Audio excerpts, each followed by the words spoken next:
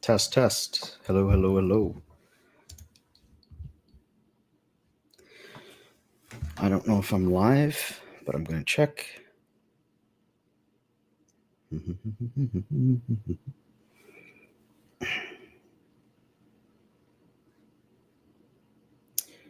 Okay. Test, test. 1, 2, 3.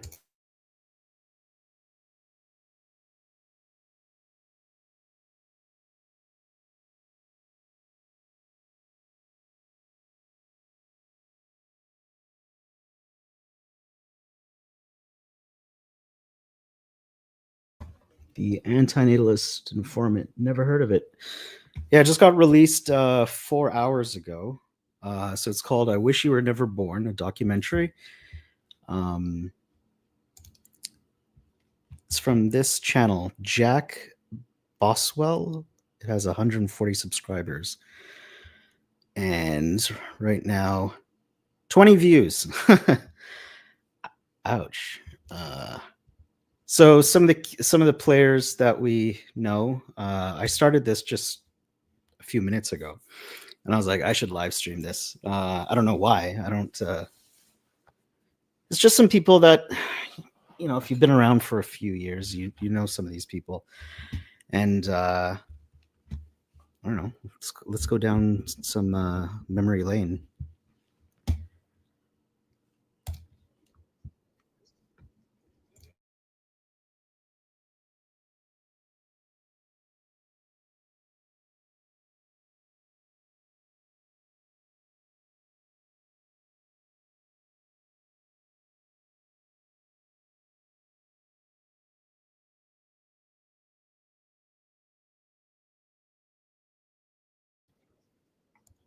Can you guys hear? Can you hear the audio? Oops.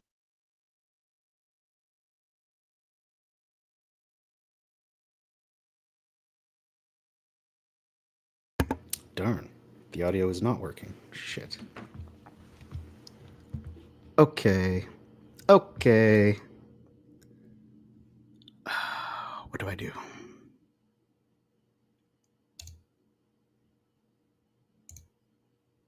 Share. Also share audio.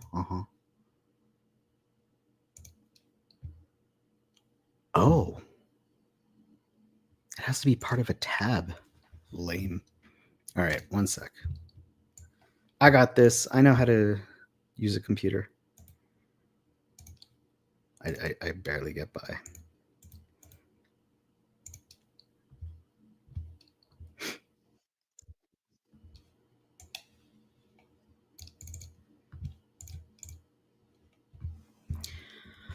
I have to get ready for bed, but I will listen tomorrow. All right. Have a good sleep.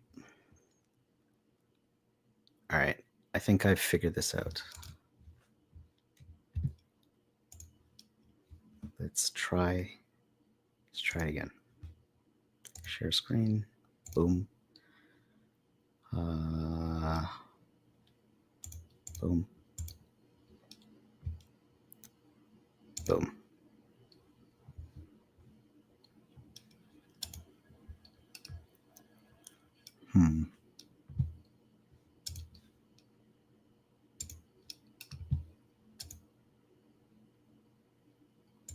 All right.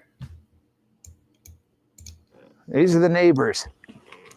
No kids, no kids, no kids, no kids, kids, no kids, adult kid that should have been aborted. Yeah, pretty much no kids. I had fallen deep down a rabbit hole, researching the philosophy of antinatalism, the belief that having children is morally wrong. When you bring somebody into Test, test. Can you hear me? Test, test. 1, 2, 3.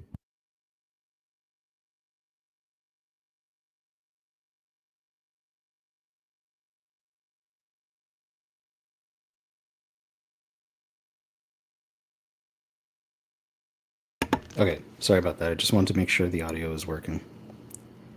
All right, let's get back into it. The world, you are gambling with their life. You're putting all that risk on them of cancer, dementia, you know, all the horrible things we see.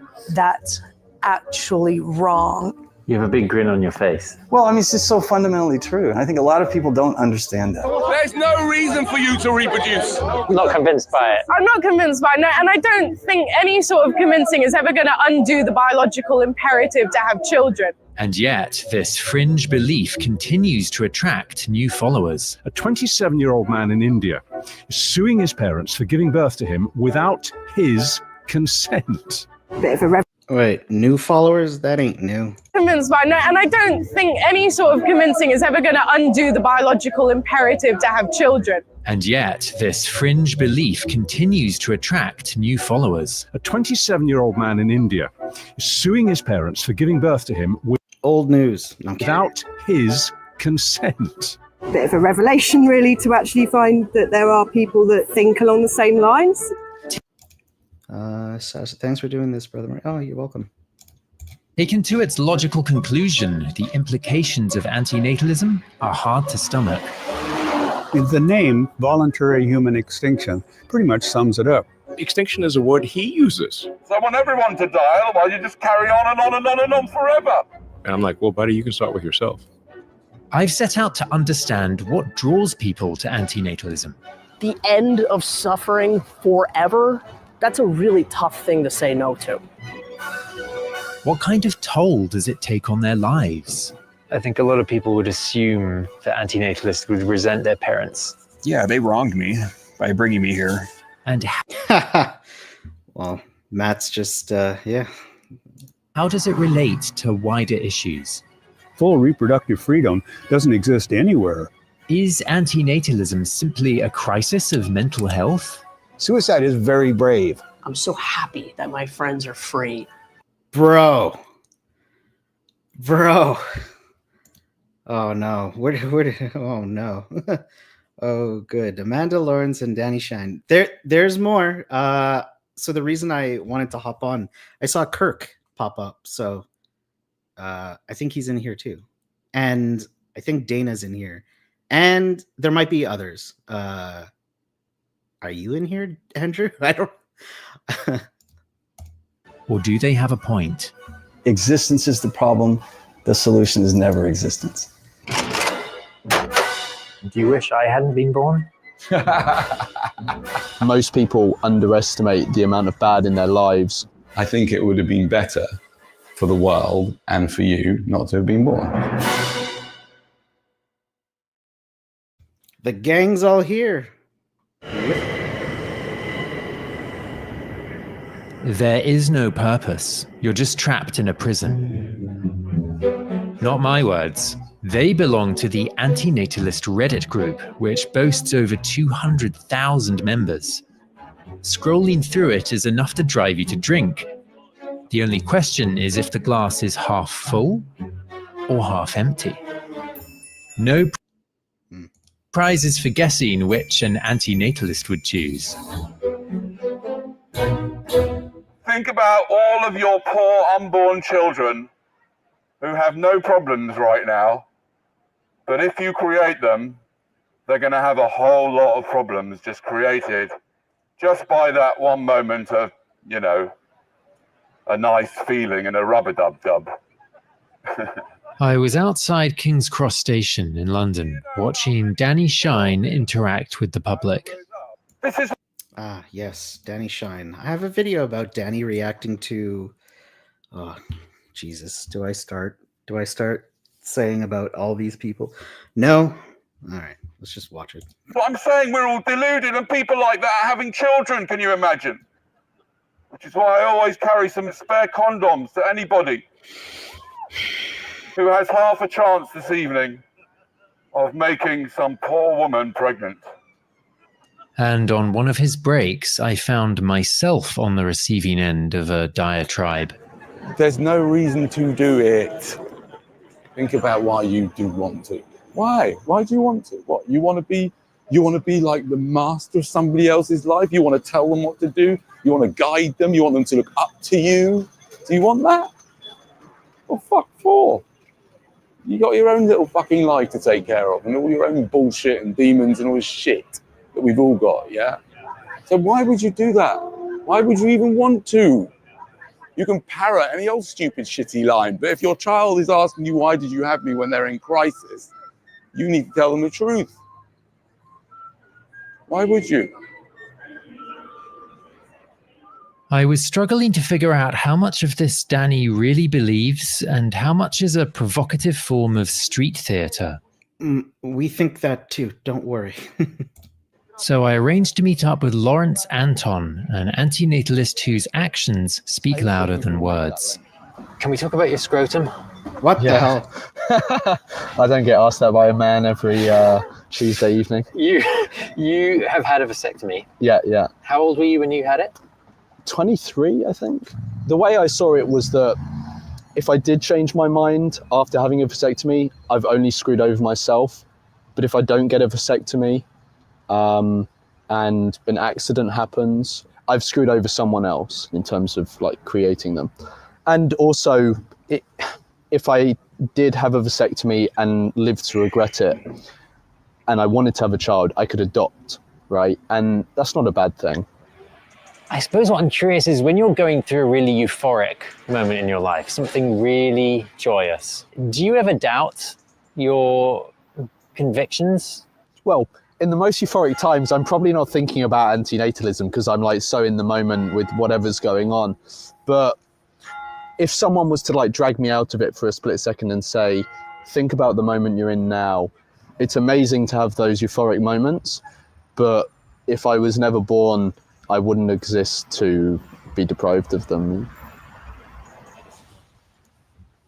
We walked up Primrose Hill to gaze out over the city beneath us. And I couldn't help but ask if Lawrence was really okay with all those millions of people eventually disappearing if antinatalists were to get their way. Well, those particular people aren't going to, like, this is about future possible people, not the people that already exist, right? I do understand the sentimentality of why people find that sad, but once it's happened, there will be no one around to be sad about it, you know? And I don't... I mean, I still think death is still a harm to the one who dies, but let's not get philosophical. Let's watch this. I think sentimentality is a good enough reason to impose suffering and death on millions and millions of people in new generations. It seemed as though every answer begged another question, which was how I found myself traveling across the pond for 2 weeks of intense filming with antinatalists in the US. First up, America was Chicago. Why America? Whatever. Chicago, home to Amanda Sukanek, an artist, podcaster, and antinatalist archivist who's a prominent figure in the community. You forgot another very important label. Bruh. Do you think they'll mention the other label? I'm talking about the aphorism stuff, but yeah. I arranged to meet Amanda at the apartment she'd grown up in. Hello. Hey, Amanda. Hi. How you doing? Not too bad. How are you? Welcome. Good. Welcome. Thank you. Bruno. You know, I had inklings of something like antinatalism in very early childhood. Like I can kind of show one example here. So one of my childhood heroes was the Phantom of the Opera, you know, and there's a lot of birth lamentation. And, you know, the first line in this children's adaptation is, "I curse the day I was born." And I'm like, Hello, Amir. There might be something to that. I'll put that on the back burner and think about that later. Sorry, you were going to ask something. No, I was just going to say, I mean, do you curse the day you were born?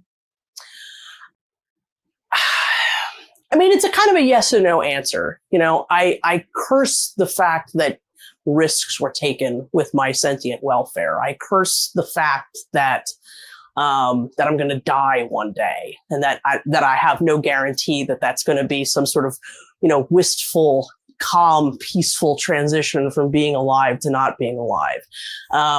There's a lot of regrets that I have about choices that were made against my, without consulting me. It was impossible to consult me, but I regret that I could not be consulted. That's not to say that there aren't a lot of things in my life that I love. I think this room sort of is a chapel to the things in my life that I love.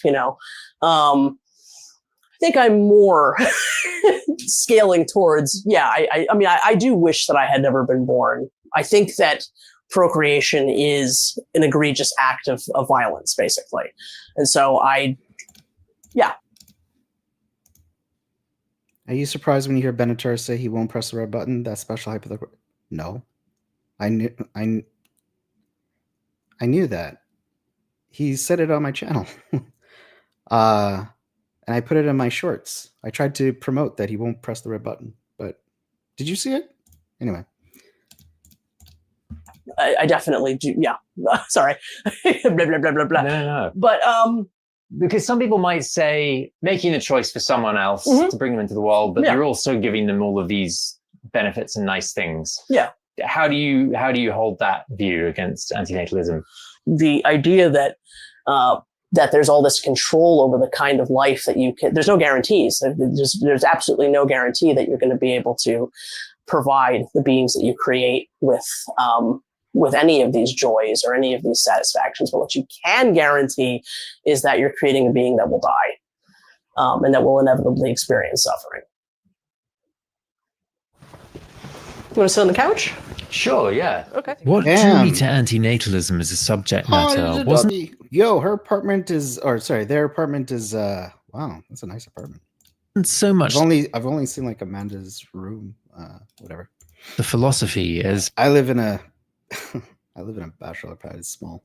The understanding how it plays out in the lives of those who follow it. So I put a question... You didn't know they collected Dragon Ball Z? Yeah, what was their other channel? Dragon Ball Z Toys? No. Crap. I forgot Amanda's other channel. It was like, Dragon Ball Z stuff. Question to Amanda, which had been on my mind most of the morning. It's so unpalatable to a lot of people. Yeah. Does it affect relationships or dynamics with people? So I think that this gets into something where, this is one of the reasons why antinatalist #awkward activism has such a difficult time. Because to espouse these views, to put these kinds of views forward as a part of your identity has a cost to it. It has a social cost to it. There's no question about that. And I think that I am in a unique situation where, like, I'm somebody who's not had to pay social costs for being the way that I am. And I know people will hear that and think I'm trying to tell some sort of sob story. It's fine. I have no problem with it. But I've always been genderqueer. I've always been overweight. I've always been, an unusual. She seems well articulate. I'll give her yes. They have a good way with words. Individual for somebody born female. And so I'm used to sort of paying those kinds of social costs. Like, in some ways, I'm sort of an ideal person to espouse these views, because the idea that it's going to cost me more of that kind of means nothing to me. It means a lot to a lot of other people, though. And I think that that's primarily the reason why so much antinatalism is behind closed doors, which is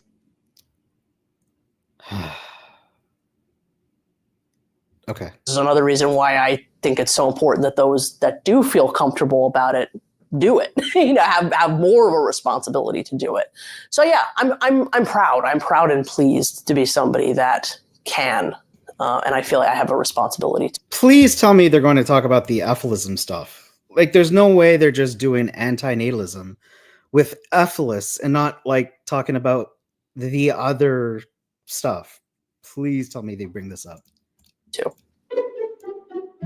Antinatalism is a philosophy which has grown slowly and steadily as it spread through the corners of the internet, until 2019, when it exploded briefly into the mainstream.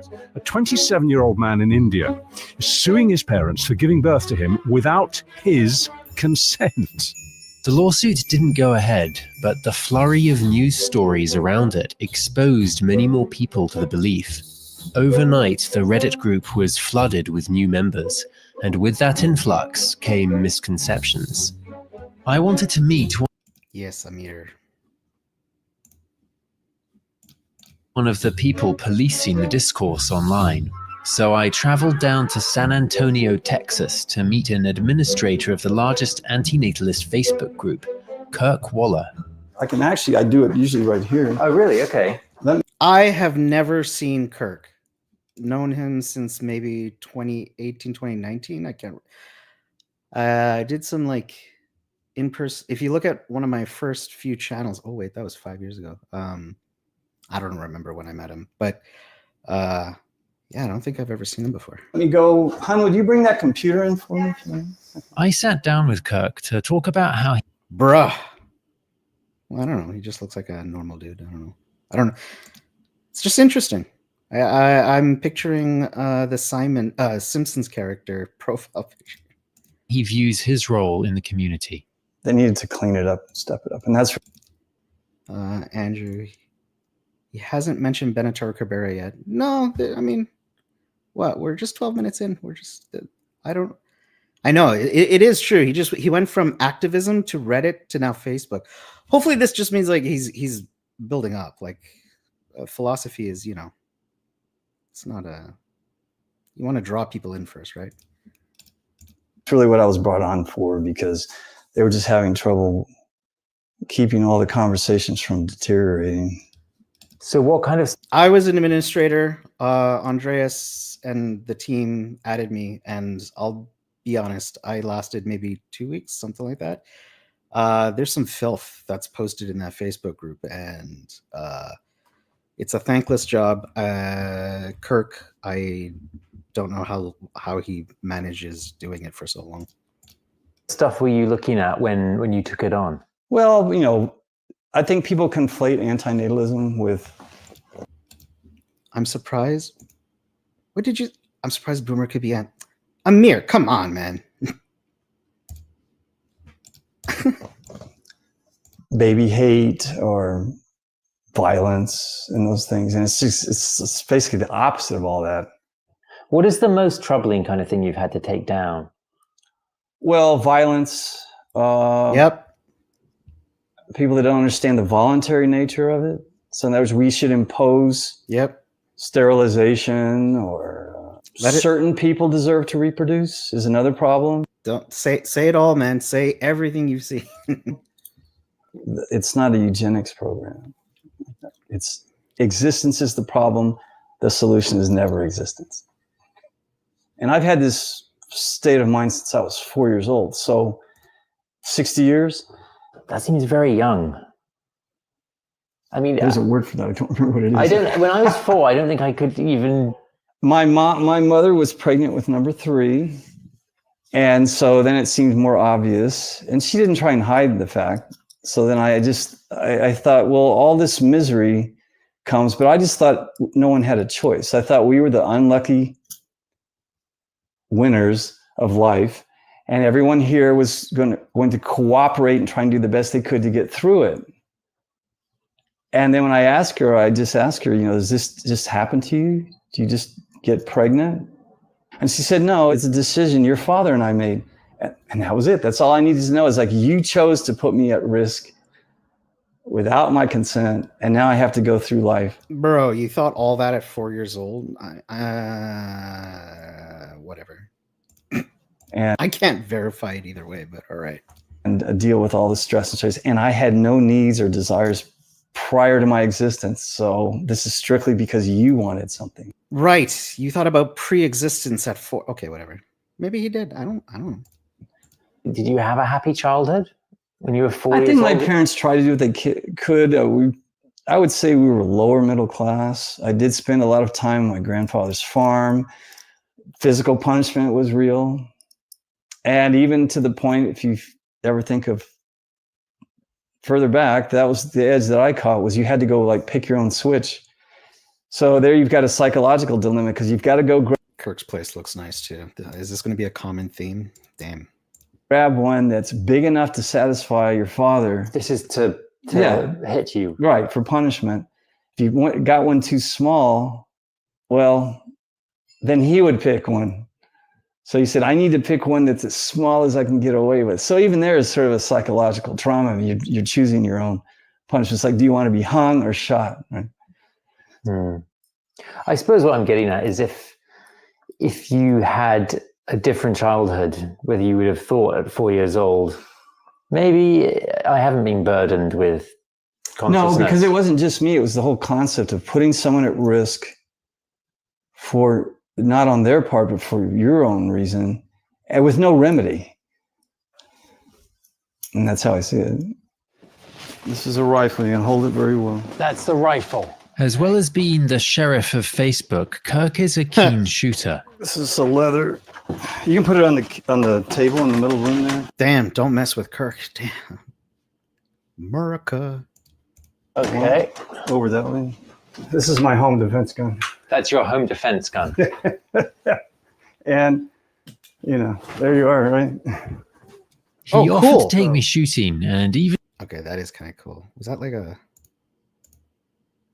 Okay. Over that way.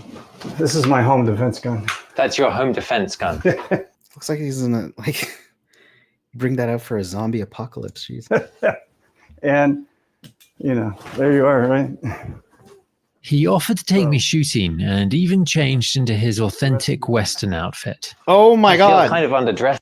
Oh my God. Now.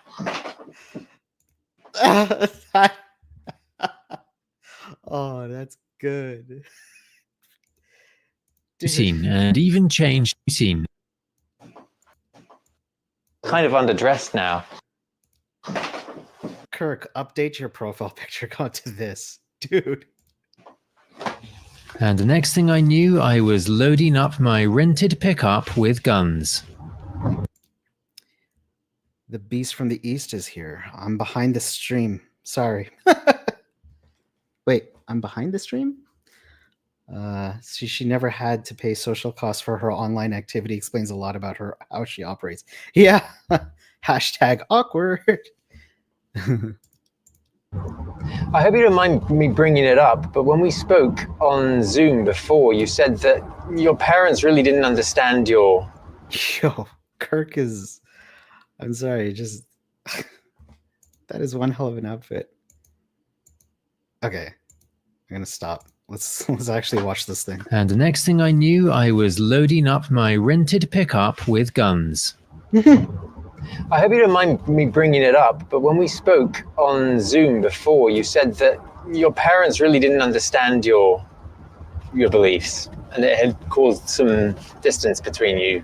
Yes, of course. I mean, parents don't want to be wrong, and they don't want to feel like they're not appreciated for bringing you into this place.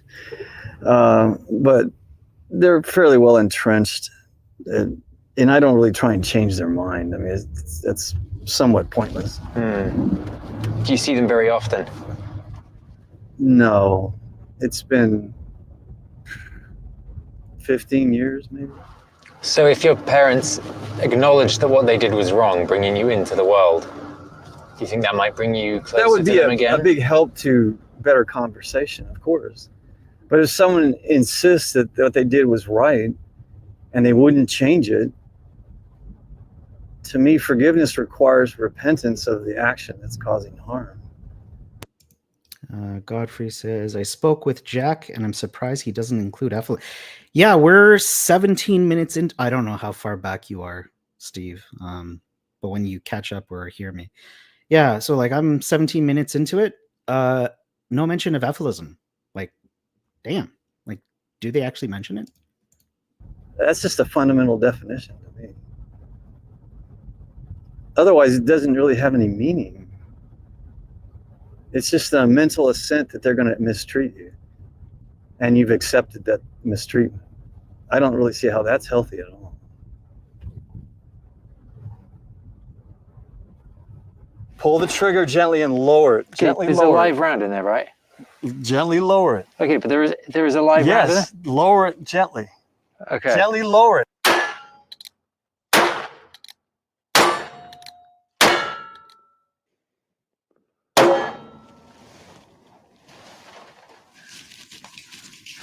There's something oddly sexual about cleaning the gun. Like What this. the Is hell? there for you? I mean, they're pretty phallic things to begin with. in Bro, their own I way, guess. so- I just never think of it like Yeah. As we sat at the dining room America. table cleaning the guns, the conversation turned to depression. You know, and I think depression is usually a result of a mismatch between your expectations and the reality of your situation. And that difference there is the depression. And I've experienced it, and a lot of people do. And I think maybe antinatalists are keen on that because they're compassionate, usually, or they wouldn't be driven to the understanding. Bro, wait. And they're whoa, rational. Whoa. What did you say? What did you say? Wouldn't be driven to the understanding. And that difference there is the depression. And I've experienced it, and a lot of people do. And I think maybe antinatalists are keen on that because they're compassionate, usually. Oh, usually. Okay. Or they wouldn't be driven to the understanding. Because Kirk's seen his fair share of non-compassionate and, well, whatever. I don't know if he would classify them as antinatalists, but whatever. And they're rational. And they see that the world really is not the way it could be, should be, or ever will be. So you live in a dysfunctional environment.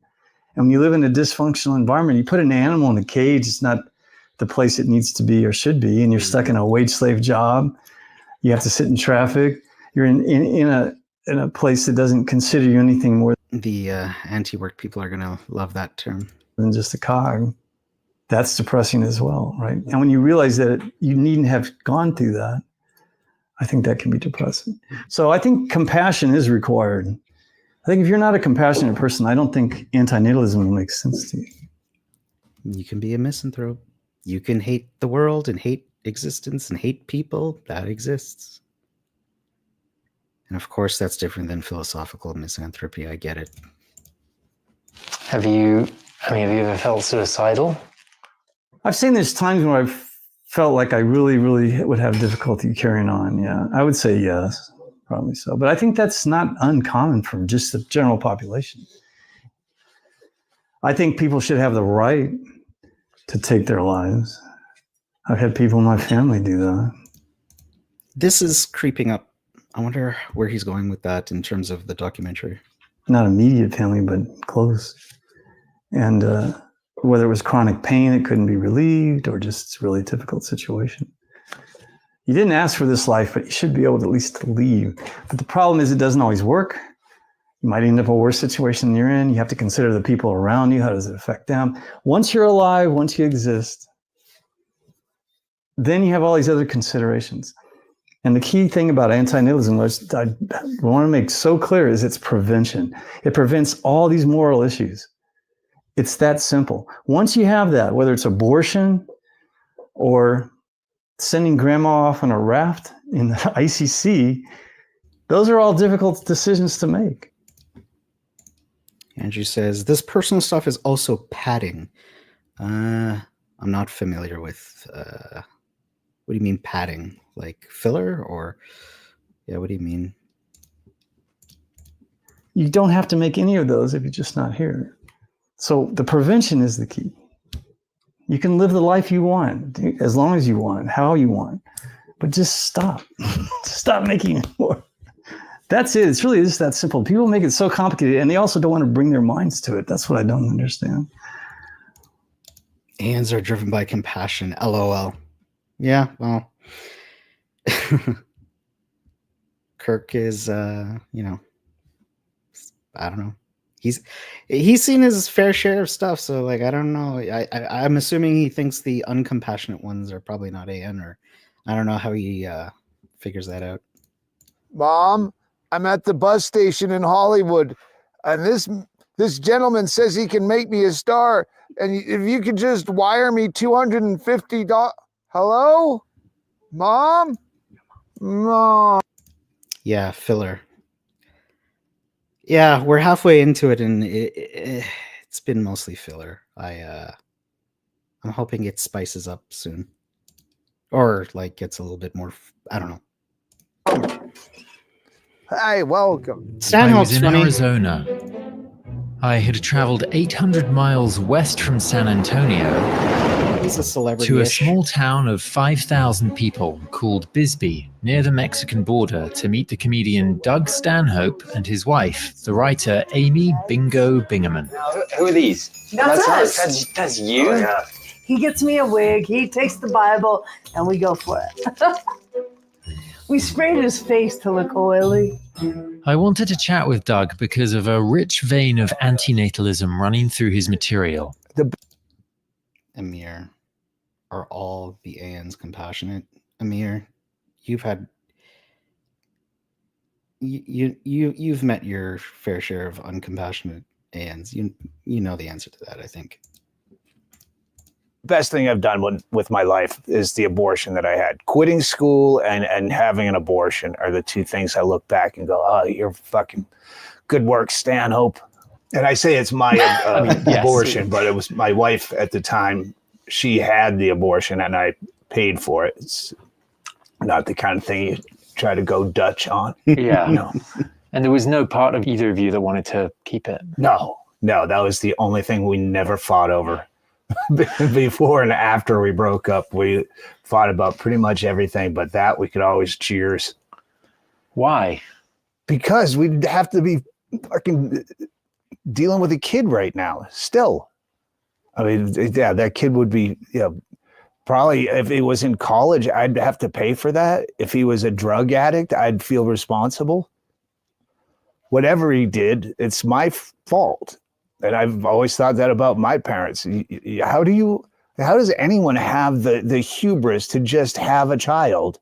I don't understand the 18-year-old cutoff. But no, you created me without my consent. You should technically be responsible for me forever, and plan ahead for if you were to die. Well, what am I going to do? Work? Doug and Bingo had an unusual start to their relationship. They met shortly after she'd been released from a psychiatric hospital, which informed her decision not to have kids. Well, I knew early, but when I got diagnosed for the first time, it was like, that's actually wrong for me to bring a child into this world. I can't guarantee all the time that I can take care of myself. I can't guarantee that I won't be locked up in an institution again or several times. So that's just not fair or right. What was that initial diagnosis that you got that first time? Schizoaffective bipolar. Okay. And do you think meeting... That sounds familiar. I think we have another one of those in America. I meant in the AN thing that makes content. Again, with consent. Yes. Doug helped? That wasn't meant to be a dig at you. I just meant in the sense of... No, it's just a really clumsy phrasing in a very comedy beneficial way. Yeah. Truth be told, 1,000,000% yes. Yes. I don't know what that is. Yeah, get on that here's side. Get on that kids. side. Get on Henry's side. And you know why we had those dogs? Because those dogs' parents fucked without their permission, like animals. That's what animals do. They just breed more animals, and that's what you do. Bury your animals, and then just leave a clean slate. We were taking a break for a tour, and I asked if... I know he was funny before, or maybe I'm just tired. That didn't land well with him. Doug would mind talking about his mother's experience at the end of her life. Although antinatalism is unlikely to catch on, it crosses over with other more widely discussed topics, including the right to die. Right there, right Again. where the cameraman is standing. Why? Okay. So they keep bringing up the right to die in an antinatalism documentary, but they haven't mentioned the freaking, the E word yet? Really? And your cameraman is... You know what's funny? Like, if I was interviewed for this fucking thing... Oh, sorry. Wait, why am I saying sorry? It's my fucking channel. Yeah, I would have talked about pro-mortalism, F-lism, the whole thing, which I have done in most of my interviews. I just... you can tell when I don't know. Just I hope they bring it up. It's not over yet. Standing on my mother's grave. How dare you? Right about here. And Bingo was laying right here on a couch. Do you know this story? My mother was, she was 63 at that point, and she was just medically just a problem. She had stents in her heart. She had COPD. She was barely breathed. She was hospice care, a million other, crushed discs, bad back, just a million issues. But there was the COPD that was killing her, and she'd always. I would say it is 1 a.m. my time. So, yeah. Always made it a point throughout our lives to let us know she would never be the person that's going to die with a lot of tubes coming in and out of her. She would point out morbidly obese people in the supermarket. Orthopedic was the code word. She goes, there's an orthopedic, line 4. And she goes, if I ever get that bad, kill me. And she did get that bad, so we did. Even though it wasn't legal, Doug sought out a doctor who could outline what. Yeah, Mark, you know how to make interesting choices of topics. I mean, these are the regular topics in the that's talked about. It's just they're not doing in this documentary, which is a little bit frustrating given the amount of time that we're into the documentary already. Is this a document? All right, it's titled a documentary. Whatever. What his mother needed to end her life. He had to wait until the statute of limitations had passed before he could talk about it. I need some black market advice on she wants to kill herself. She has hospice care, and that's what the doctor said. If she get hospice, then she should have morphine. Ma, do you have morphine? Yes. And he spelled out the amount that she needed to kill, or any human being would need to die, and yes, right in that room right there. I bar backed while she slowly took pills and watched Bad Santa and tried to make a party of it.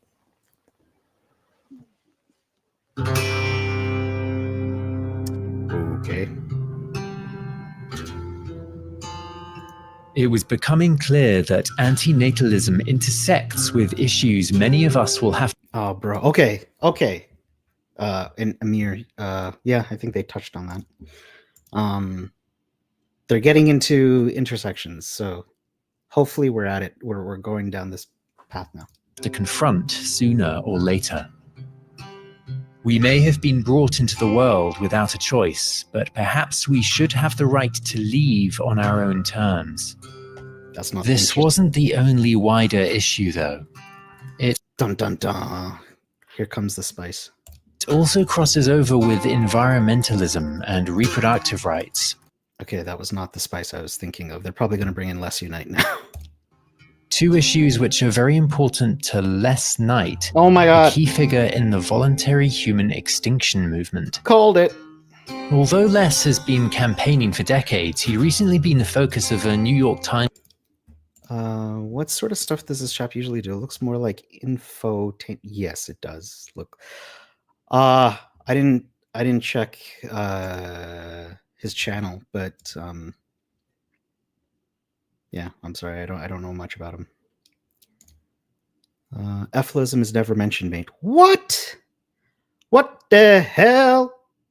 Well, you could have told me that after. I could have, but okay. Well, that sucks. Do they do a little bit of philosophy? Just like a taste of philosophy, like a little sprinkle at least? Do I get that?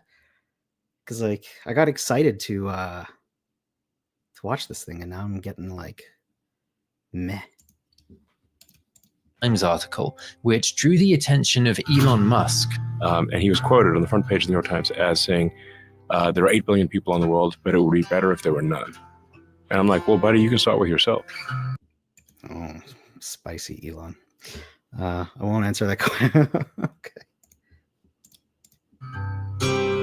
I traveled north from the desert to Portland, Oregon to meet with Les. Let's just chill. This is going to be like a kind of conversation you have beer with your buddies, kind of that's the attitude he brings in. Just chill. Just a chill guy. Hello. Thank you very much. Thank you. Les was gracious enough to let us stay in his home. Would you like to see your accommodation? I would absolutely love to. I was a little nervous sleeping in the home of a man who wants us to go extinct. It's actually pretty comfortable. I slept on it. Yeah. But having survived it, Les lives kind of like I do. I'm not gonna lie. Incy wincy piece of philosophy. Yes, just give me like 5 minutes of philosophy in this whole thing, and I'm good. Not even 5, just 3.5. Give me 3 minutes and yeah, just a little taste, just a little taste. That's all I need. The night we sat down in the garden the next morning. Les began by discussing the importance of reproductive rights. It's like, do you think that every couple who doesn't want to procreate should have the wherewithal to not procreate? And they're going, well, duh, of course. Well, they don't. Hundreds of millions do not have the wherewithal to not procreate. In fact, full reproductive freedom doesn't exist anywhere. Right now, there are 121 million unintended conceptions per year. But if 30 years ago, 50 years ago, all women on the planet had the reproductive freedom, had full choice of whether or not they procreated, I don't think we would be overpopulated to the extent that we are today. For Les, the issue of reproductive rights is inseparable from the broader issue of climate change and our warming planet.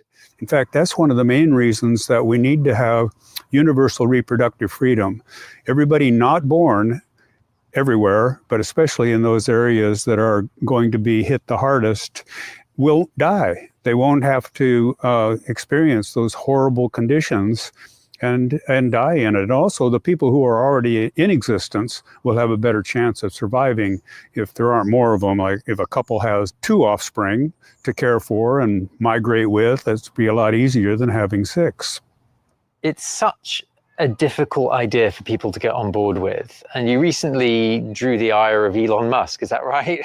Yeah. He said, if you start thinking that humans are bad, it's natural to conclude that we should die out. Yes, you got it. It's not that we're bad for the biosphere. We don't mean to be bad most of the time. We're just incompatible with other life on the planet. Do you think that you need to be an environmentalist to... I don't know if I got him. Antinatalism violence. I did not expect that from Les. Come on, man. On the planet. Do you think that you need to be an environmentalist to... Boom! I don't know if I got him. What was that? Mosquito. Oh. About to actually... So he claims. Let's see if we can actually spot the mosquito. I don't know. Maybe he just wanted to slap him across the... Mean to be bad most of the time. We're just incompatible with other life on the planet. Do you think that you need to be an environmentalist to... I don't know if I got him. What was that? Mosquito. Oh. About to actually... Maybe Les is right. We are incompatible with other life on the planet. I hope we got that on camera.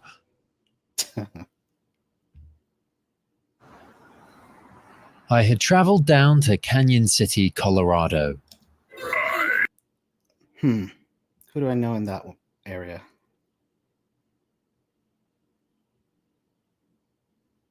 Is that the friendly antinatalist?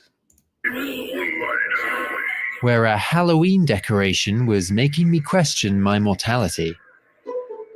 And from there, things would... Not the statue thing. I'm just saying, like, is that the area that... I don't know if she's in that. I don't know, whatever. Only get more morbid. I'd been introduced to a filmmaker and illustrator who created a... Oh, it's Matt. I don't know. America's one big... I can see why they included that bit. Les is talking about how bad we are for other life forms, and then it was a good thing, yeah. Made me chuckle a little bit. Coloring book called The ABCs of Antinatalism. It's the ABCs of ephilism. Come on, guys. Come on, guys. He goes by the name Life Sucks on YouTube, and I wanted to understand how he was deploying creativity to spread the message. His real name is Matt. Hey, Matt. Nice to meet you. How you Nice place. doing? Good. For someone who goes by the name Life Sucks, Ooh. Yeah, it's a nice place. I was somewhat surprised by the choice of poster in Matt's office. Mr. Rogers. Yeah, he's a hero of mine. So I have a couple posters of him around the house. Yeah, I should have it on the wall, but... Did you watch the Tom Hanks? Oh yeah, that's a great movie. Yeah, that was a great movie. We sat down to look at Matt's book. Given some of the ideas in it, I wasn't sure. Yes, a coloring book. Recommended by a philosopher. I'm not going to go into that. Sure exactly who it was intended for. I mean, a coloring in book. Is this tongue in cheek, or is it really have you given this to any kids to actually look at? No, it's not. It's quite dark. It's not really meant for kids 3 to 5 or anything like that. But I would say teenage kids could definitely get some use out of it. Which one stands out to you? Which are you proudest of? Oh, I wonder which one he's going to pick. Bro, is he going to take this opportunity to highlight one particular one? I wonder. You know, I really like the E for Ephilism because that was fun to draw. There It's it got is! a Tyrannosaurus Rex. Ding, ding, ding. Of course. That was smart because he has an opportunity to be filmed. Which one are you going to pick? Proudest of. Okay, so we're 32 minutes into it. It gets a mention. You know, I really like the... For the record, if anybody's new to my channel, I'm against Ephilism. Ephilism's bad. Say no to Ephilism. Thank you for thank you for attending my TED Talk. E for Ephilism because that was fun to draw because it's got a Tyrannosaurus Rex and a great white shark. And I wanted to feature that side of the philosophy. It doesn't get featured in published works very much. That side of the philosophy. Oh, bro. If at all. Right. Mm-hmm. Do you want that's not part. Oh, I don't even know where to start with that. Whatever. to read that? Sure. First, actually, yeah. Yeah, absolutely. It's not part. Okay, I gotta hear that again. It's got a Tyrannosaurus Rex and a great white shark. And I wanted to feature that side of the philosophy. It doesn't get featured. That side of the philosophy. You guys occupy this sphere. Doesn't mean that there's that side of the philosophy. In published works very much, if at all. Right. Mm-hmm. Do you want to read that? Sure. First, actually, yeah. Yeah, absolutely. Ephilism, which is life spelled backwards, Ephil, is an antinatalist Everybody's so creative. ethical framework devised by the American philosophy. Oh man. Oh, oh no. Whoops! It does get a mention. Yeah. Did you know that? Now you make me second guess everything you say now. Good. Hashtag stay skeptical. All right. Works very much, if at all. Right. Mm-hmm. Do you want to read that? Sure. First, actually, yeah. Yeah, absolutely. Yeah. Do you want to read it for the audience in my documentary to proselytize Ephilism? Yes, absolutely. Let's go. Ephilism, which is life spelled backwards, Ephil, is an antinatalist ethical framework devised by the American philosopher in Mendham, and based by the American philosopher in Mendham. Okay. And basically, the difference between this and mainstream antinatalism is that it's anti-life, anti-all life, anti-animal life. Plant life is not sentient, so that doesn't matter as much. But whereas antinatalism is, a lot of people just consider it a anti-birth, anti-human birth philosophy, and that's why he it's in the name. Wanted to separate the philosophy from mainstream antinatalism. Yes, he wanted to separate from antinatalism. Mm-hmm. Say that again. Let's just hear that again. Earth philosophy, and that's why he wanted to separate the philosophy from. Yes, let's hear that one more time. Earth philosophy, and that's why he wanted to separate the philosophy from mainstream antinatalism. Yeah. Thank you. Yeah. Well, you've done such a great. They've done such a great job of separating from mainstream antinatalism, haven't they?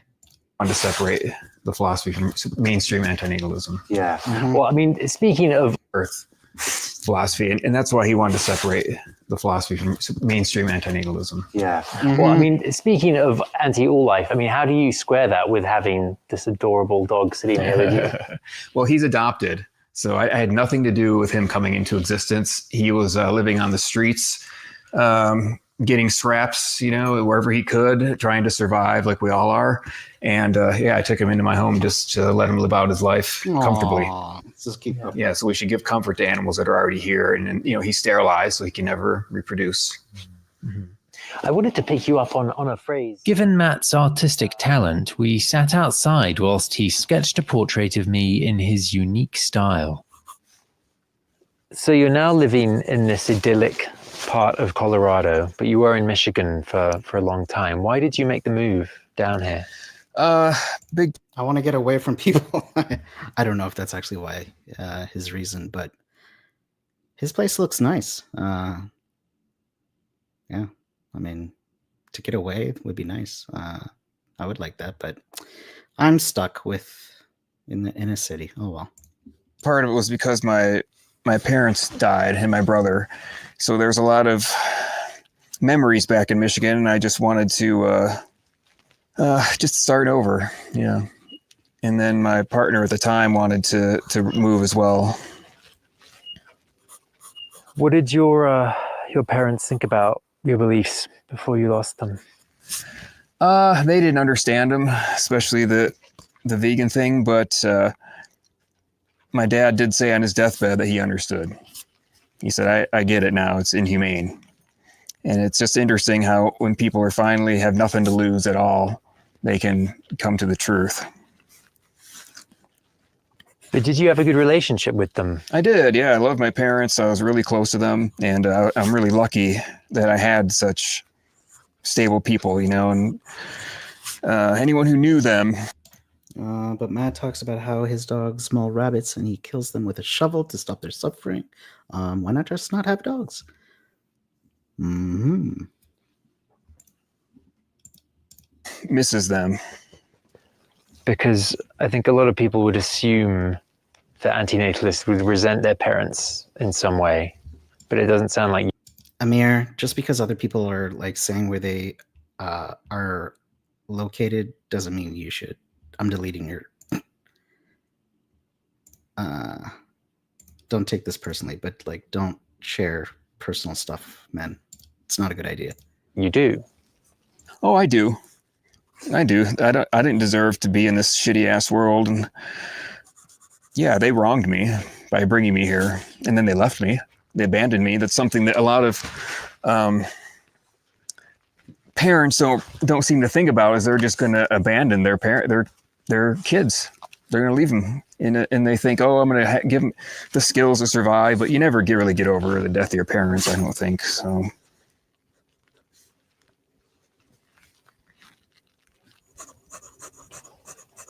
If it's not too personal to ask, you said that your partner you moved down here with, you're not with them anymore? We're separated. You're separated. Mm-hmm. And do you think that your beliefs played a part in why you're no longer together? I think so. Well, she said it was hard to live with a pessimist. Yeah. Yeah. So yeah, it probably did. Mm-hmm. Wait, I was distracted. Let me hear that again. Live with a pessimist. Yeah.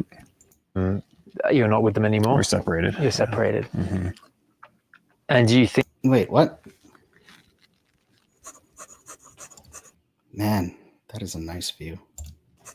If it's not too personal to ask, you said that your partner you moved down here with, you're not with them anymore? We're separated. You're separated. That sigh, that is a personal question. Separated. Mm-hmm.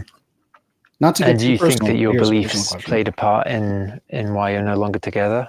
I think so. Well, she said it was hard to live with a pessimist. Ouch. Yeah. Ouch, damn. Yeah. So yeah, it probably did. That sucks. Mm-hmm.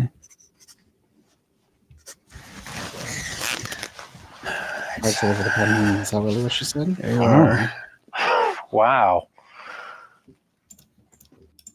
She was an anti-nihilist herself. Why do you guys know so much about... Has he talked about this on his channel? Okay. I'm not sure if that's... And if he has, okay, but I don't remember. I'm sorry. It's not again, nothing personal. I just bad memory. It's one for Tinder, but that's darker than I thought it was going to be. Yeah, so that's kind of a play off of the cover of my coloring book, where with the skeleton inside the stomach. Yeah, so because whenever you have life, you have death. Whenever you have life, you have death. Most antinatalists are keen to emphasize that the philosophy is about preventing new lives, not ending existing ones. Uh-huh. And yet, they can be Oh, he's missing a step. difficult subjects to separate. Life is hard. It is. Oh, bro. He missed a step there. Whenever you have life, you have death. Most antinatalists are keen to emphasize that the philosophy is about preventing new lives, not ending existing ones. And yet, they can be difficult subjects to separate. Life is hard. It is. You know, it's really hard to get it right. It's really hard to be it's not easy to be a human being. I was back in Chicago to catch up with Amanda, and as we were setting up, we found ourselves discussing depression. You mentioned a minute ago that you... Damn. They have a nice, nice apartment. I'm just used to their room. Lost a number of friends to suicide. Yeah. Do you mind? Oof. Is Amanda going to talk about like derived energy and Ji-Woon and Danny and all that stuff? As dark. Expanding on that? No. I mean, it's just unfortunately a big piece of kind of what this thing is, especially since the questions that antinatalism poses genuinely. No, they aren't difficult to separate. Yep. Just leads to more questions about staying here. And I just think that that's a fact, and it's kind of an uncomfortable fact for a lot of antinatalists. But that...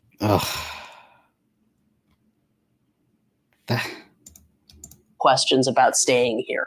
And I just think that that's a fact, and it's kind of an uncomfortable fact for a lot of antinatalists. But it's such an uncomfortable fact for some antinatalists. Yeah. This thing is, especially since the questions that antinatalism poses genuinely just leads to more questions about staying here. And I just think that that's a fact, and it's kind of an uncomfortable fact for a lot of antinatalists. But that is one of the reasons why I think there is such a big overlap between antinatalism, the right to die, pro-mortalism, and... Okay, we got the P word in there. Not that P word, Steve. Okay, so we got, 37 minutes into it. We got ephilism and pro-mortalism. Damn, those are topics you don't really just say quickly in passing. You know what I mean? But all right, if you're going to do a documentary, like whatever, let's see what Amanda has to say about it. Yeah, I have a lot of friends who have decided that they don't want to be here. They're in. There was a period of time I was basically losing one friend sort of every month. Oh, I'm so sorry. Yeah, it's. I think it really is the toughest part of being in this community. Is I love these people, and it's so these are such rare. Steve, one suicide a month, really? Doesn't that cause people to ask certain questions? Yeah. But I'm assuming that's like personal life and not the AN world. Because I don't think we've had a suicide per month kind of thing. They're specimens of humanity, and they're so good, you know what I mean? And they're so talented, and they're so brilliant. And as somebody that believes in the right to die, I do, like, I'm so happy that my friends are free, that they're no longer suffering. They might not have got to live their lives the way that they would have preferred, which is to not exist at all. Amir, she was trying to make antinatalism look bad because she's a pro-mortalist ethicist, basically. Whoa. I don't think that's their goal. Or was I misinterpreting what they were saying?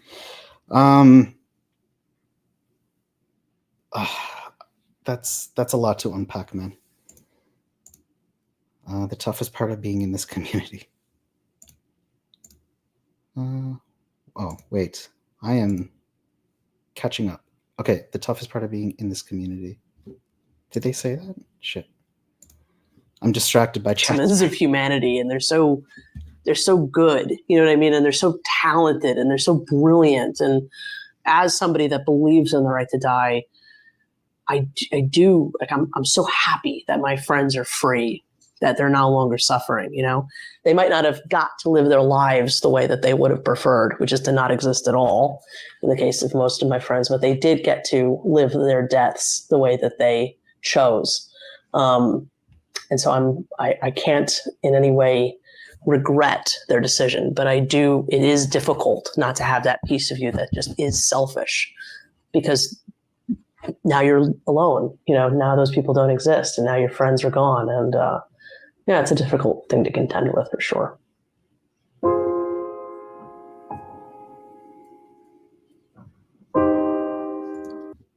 Slow piano music playing. Wait a minute. Did I miss when Amanda said the toughest part of being in this community? Sorry. Is, you know, it's 1:30 a.m. right? I love these people, and these are such rare specimens of humanity, and they're so good, you know what I mean? And they're so talented and they're so brilliant. And discussing depression. You mentioned a minute ago that you'd lost a number of friends to suicide. Yeah. Do you mind expanding on that? No. I mean, it's just unfortunately a big piece of kind of what this thing is, especially since the questions that antinatalism poses genuinely just leads to more questions about staying here. And I just think that that's a fact, and it's kind of an uncomfortable fact for a lot of antinatalists. But that is one of the reasons why I think there is such a big overlap between antinatalism, the right to die, pro-mortalism. And yeah, I have a lot of friends who have decided that they don't want to be here. There was a period of time I was basically losing one friend sort of every month. Oh, I'm so sorry. Yeah, it's. I think it really is the toughest part of being in this community is. Oh, there it is. Okay. You know, I love these people, and these are such rare specimens of humanity, and they're so good. You know what I mean? And they're so. Why doesn't she talk about antinatalism? Well, what, people offering themselves as collateral damage? I'm so happy my friends are free. Yeah. Yikes. Yeah, that's something off about how she says that. Antinatalist are so good and talented and brilliant. Talented and they're so brilliant. And as somebody that believes in the right to die, I do, like, I'm so happy that my friends are free, that they're not. Oof, that didn't land too well, but no longer suffering, you know? They might not have got to live their lives the way that they would have preferred, which is to not exist at all, in the case of most of my friends, but they did get to live their deaths the way that they chose. And so I can't in any way regret their decision, but it is difficult not to have that piece of you that just is selfish, because now you're alone, you know, now those people don't exist and now your friends are gone. And yeah, it's a difficult thing to contend with for sure.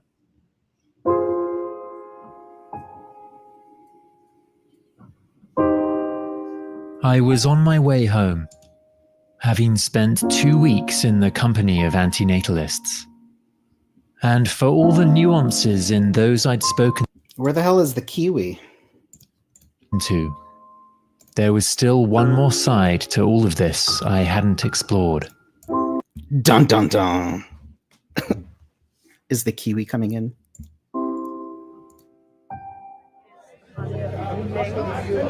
Oh. I was at Speaker's Corner. He's back in the UK. Never mind.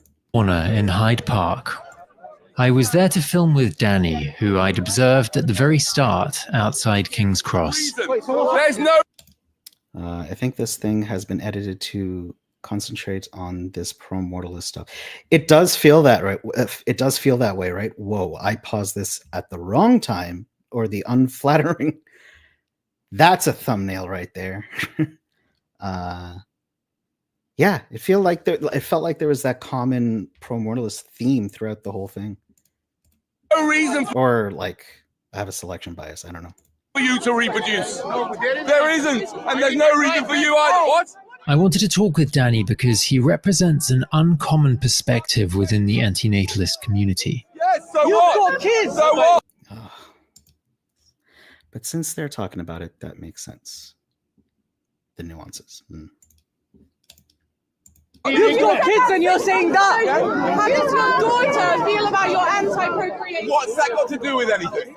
Danny is one of a handful of parents who discovered antinatalism after having children. How does she know how she's... Oh, yeah, that's a good topic. There are parents who become antinatalists. Going to be as a mum? She ain't got no idea. Until you're a mum, my dear, you haven't got a fucking clue. Is that your mum? I wondered whether flattering. Oh my god. Wow. Danny's abrasive approach was doing more harm than good for his message. Hi. Hello. Hey, Dan. He's in your documentary, so it's, the squeaky. What is it? The squeaky wheel gets the oil. Danny, how you doing? But his gentler side emerged when I arranged to meet him one-on-one at his home. His family didn't want to take part. Oof. Ouch. Damn. Nice home, though. You are unique to the people I've spoken to so far in that you do have kids. You have 3 kids, is that right? How can I ask how old they are? Sure, 26, 24, and 17. So what did having children mean to you before you discovered antinatalism? So I'm just going to think about that for a moment.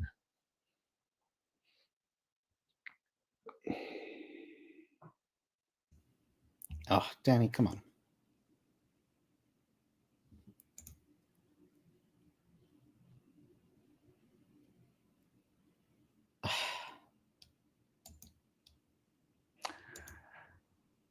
I mean, I didn't really think about it much. It was just something that I was brought up as something that I would do, just like having a job, getting married. So it's just something that I did. I did not think about what meaning it had or not. One of the more common questions Danny gets is if he wishes he hadn't had children. But as you'd imagine, the answer isn't quite as simple as that. I regularly count my blessings, sometimes in writing. I have a list of the things that I appreciate. And I think it's far more useful and productive to do that than to start wishing that things in my life were different in the past that I can't change. So I just don't think like that. But I think it would have been better had I never been born, and it would have been better had they never have been born. For many reasons, because if they'd never have been born, then they wouldn't have any problems. And if I'd never have been born, I wouldn't have any problems, and I wouldn't have caused anybody else any problems, which I have done over the years. Ouch. Do you ever worry? Damn. Yeah, this is a brutal. Yeah. Worry that being so vocal about your beliefs in some ways is going to create this self-fulfilling prophecy where your kids are going to start looking for grievances or finding reasons to suffer in their own lives because they've heard you banging on about it so much? Listen, I can't change who I am fundamentally, right? Personally, I don't want them to sit there in terrible depression and suffering. Of course I don't. And I try and do what I can to make sure they don't do that and make their lives enjoyable and make their lives, try and reduce any suffering that they do experience. And at the same time, I don't want them to be, I don't want them to be like living in cloud cuckoo land, because that could lead to them creating more problems, creating more people, creating... Wait, what did I just hear? Hold on. Them to be, I don't want them to be like living in cloud cuckoo land, right? Personally, I don't want them to sit there in terrible depression and suffering. Of course I don't. And I try and do what I can to make sure they don't do that and make their lives enjoyable and make their lives, try and reduce any suffering that they do experience. And at the same time, I don't want them to be, I don't want them to be like living in cloud cuckoo land, because that could lead to them creating more problems, creating more people. Why do people have that idea? Like, creating more problems. What do your kids think about it on the whole? My oldest child is a daughter, she's 26, and then there's 2 boys. The boys are more into the idea, I think, but I think for her it's much harder because all her friends are, you know, getting married and having children, and, you know, so for her, I think it's harder. We don't really talk about it very much anymore. I mean, do you think that your daughter is going to have children at some point? Who knows? I mean, it's definitely not out of the realms of possibility. Yeah, she definitely, you know, she hasn't said that that's not going to be the case. She's not an antinatalist herself. Yeah. So what would you...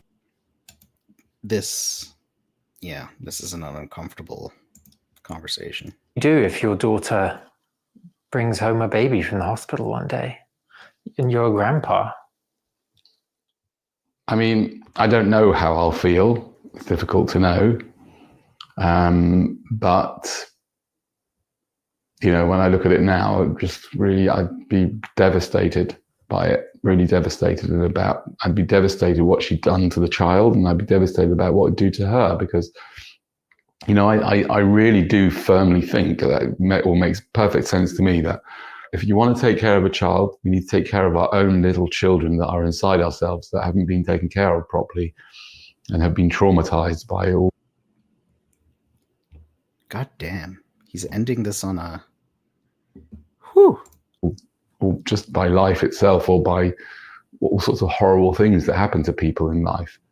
So, you know, I don't think any of my children are in a position to take care of other children. They need to take care of themselves and their own journey. So if she did that, yeah, I would be really, really upset. I don't know what I would do, but my initial feeling would be I don't really want to have anything to do with it. Bro, that's a lot to unpack right there. Damn. Have anything to do with it. Oof. Oh, yep. Oof.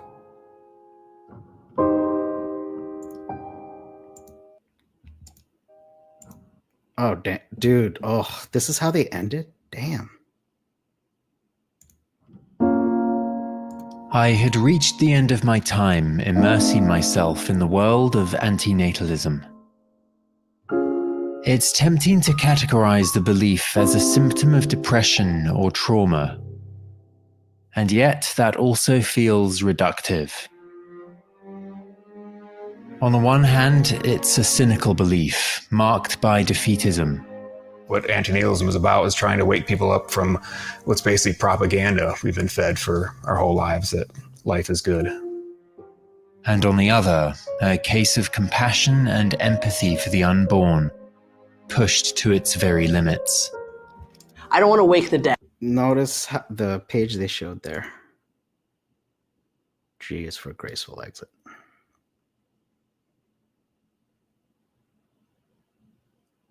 Definitely a common theme throughout this whole thing about the... Yeah. Man, this was not what I was expecting. Pushed to its very limits. I don't want to wake the dead. Having children is like waking the dead, okay? And so I can only get myself to live a better day each day, not to force somebody else to go through the same cycle of failures and successes for absolutely no reason. Like, putting that on somebody else is just, I can't think of anything more cruel.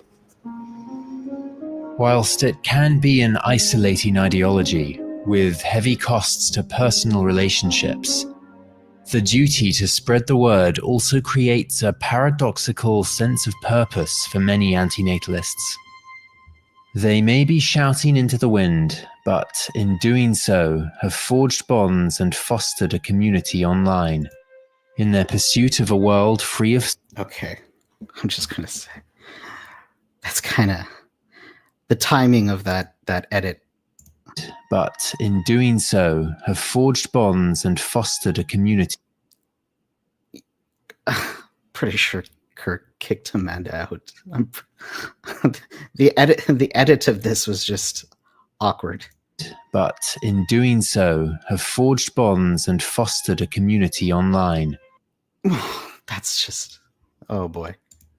In their pursuit of a world free of suffering and free of people.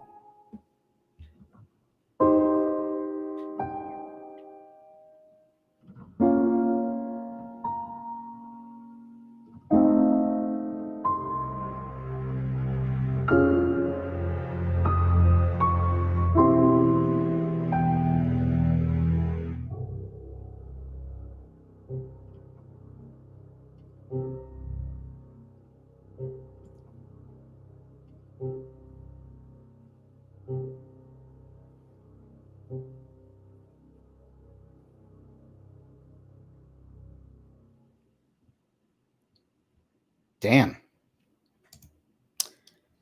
I'm gonna put the invite link if anybody wants to hop on for a few minutes, because I need to decompress after that. Whatever I just watched, whatever we just watched.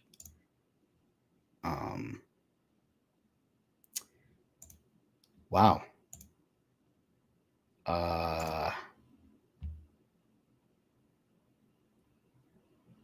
I didn't get my philosophy. So there's that. There's a lot of oof moments. Man, I don't know what to say. That was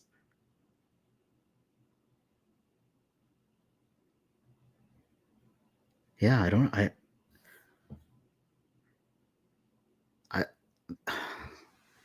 I'm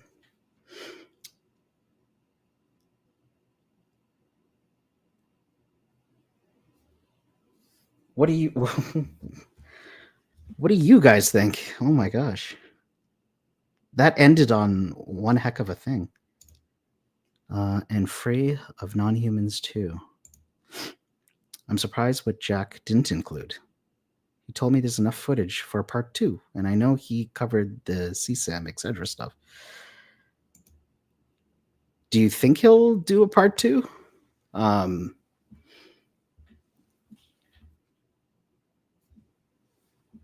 They made this look like a sad. I mean, it is kind of sad, but it doesn't look like there's a part 2. Well, maybe he'll make another video.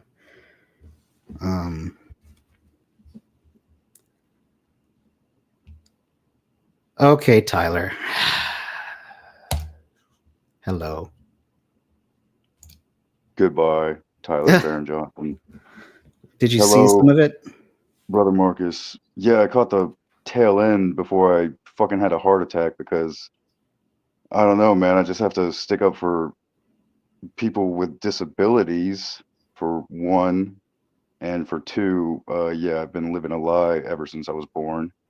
And I found antinatalism through Brother Marcus. What? No, you didn't. Because I totally did. Yes, I totally You didn't find it through me. Come on. No, I found like you are the person who interviewed David Benatar, right? Yeah, but you were part of this thing way before I even started. Yeah, like Andrew McIntosh did make a great point about like you're not the DNA, like we are not the DNA, right? Like that's what Andrew was saying. Like we are not actual. We are. I mean, you posted something on your. Yes, you posted something. Yes, like that was basically insinuating that. Yeah, I mean, we're all living a subjective. We all have a subjective experience, except we're all philosophizing as if. I mean, like I know Amanda Sukanik mentioned like the Dostoevsky quote, like we have to imagine we are the molecule, but like essentially we're never like that's like not possible. So how much? You just about gave me a heart attack though, but what? Yeah, no, like how much of an antinatalist are you between 1 and 10, Brother Marcus? I mean, I used to think antinatalism was the idea that, or the ethical conclusion that it's always unethical to procreate, but the way it is now, I don't know what the hell it is anymore. So, my Well, isn't position. Lawrence Anton like? I mean, it's like international, like on fucking Piers Morgan or like BBC or whatever. Wasn't Lawrence Anton on like some London like national access cable channel or something? He was on Channel Why, like, 4, and he was on TVO, and he was on something else. I can't remember. yeah, that would be something to I'm old school antinatalism. Whatever it is now, I don't know. Well, what is old? I think I mean I was thinking of the word like classicist, like maybe that would fit your philology, like being a philologist, like experiment, like maybe like we're classicists, like we believe in like the classic literature, like Yeah, I believe in I appeal to the literature, but yeah. Andrew, thanks for doing this, Mark. Yeah, thank you everybody for watching it with me. So I saw it pop up on my feed, and I'm like, oh, that's interesting. And then I saw Kurt pop up, and I'm like, oh, like I just saw all these names that I've known, and I don't know, I got excited and I wanted to hop on and watch it, but honestly, I feel a little bit down after watching it. I'm not gonna lie. Yeah, you're not allowed to I mean, he ends it on with like slow, sad music, and I'm like, all right, well, he got the emotions in there. Damn. And plus that conversation at the end. Wow. Do more and more interviews with Benatar, please. Why? Like, what more can Benatar say? I mean, I guess 500 pages of do more like I don't know what to talk to him about. He's written his stuff. Like I don't know what I would talk to him about. Why didn't they have Benatar on this thing? That's weird. Maybe he did. It looks like a lot of people got cut. If there was more people, what if David Benatar was American? No. Do you think he would? Do you think he would still be anonymous? Like if he was born American, like if he was born in like California or something, like if he was Californian instead of like witnessing like whatever mob justice, like people catching on fire, like in broad daylight or something. Like I don't know. Maybe he would be like, you know. Great to see you live stream. Cheers. Hey, you're supposed to not be on YouTube anymore. Disappointed it isn't. Yeah, and I'm not supposed to. I shouldn't be on your panel because I'm blocked from your chat. I'm just saying. Wait, for good reason. For good reason. Wait, type something in there. I've been blocked since like I was promoting procreation is murder. Wait, let me see. Maybe I blocked you a long time ago. I don't know. Let me check. Yeah, because your return to YouTube, like I just like threw like procreation is like all the philosophy of like procreation is murder at you, and then you just like couldn't stand me after like a couple minutes.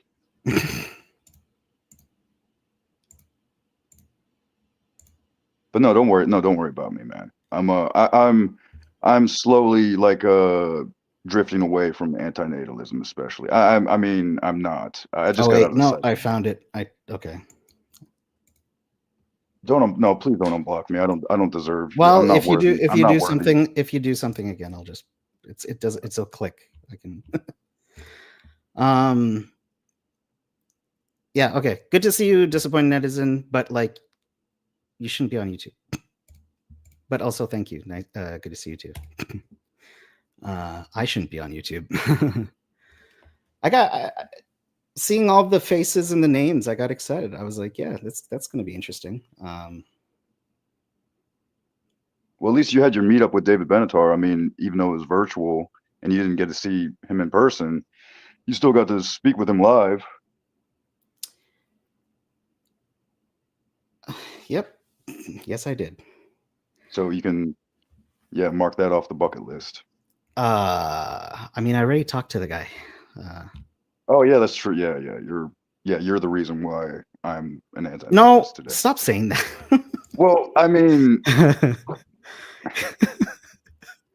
My Ask insanity is Benatar. only contingent upon me living in an insane world where what is a direct quote? Like it's like impossible to be sane in an insane world. Uh-huh. Ask Benatar, what if someone believes in No sadism as offense. a philosophy of one's life? How would he respond? Okay. Oh, this person. Inyenzi. Do we know each other? I feel like, I don't know. Hello, Steve Godfrey, by the way. In a past life. I'd like to see Benatar really pressed on all the criticisms, issues with the axiological asymmetry argument. Oh, you. Why would you? I've just, yeah. Do you want me to say something about what? Just like how, I don't know. I don't really. I mean, I don't try to anticipate like there being like an axiological asymmetry between pain and pleasure, and I've denounced like there being any forms of pleasure since being indoctrinated by Jun Wang and his article. Wait, what just happened? Steve Godfrey just left.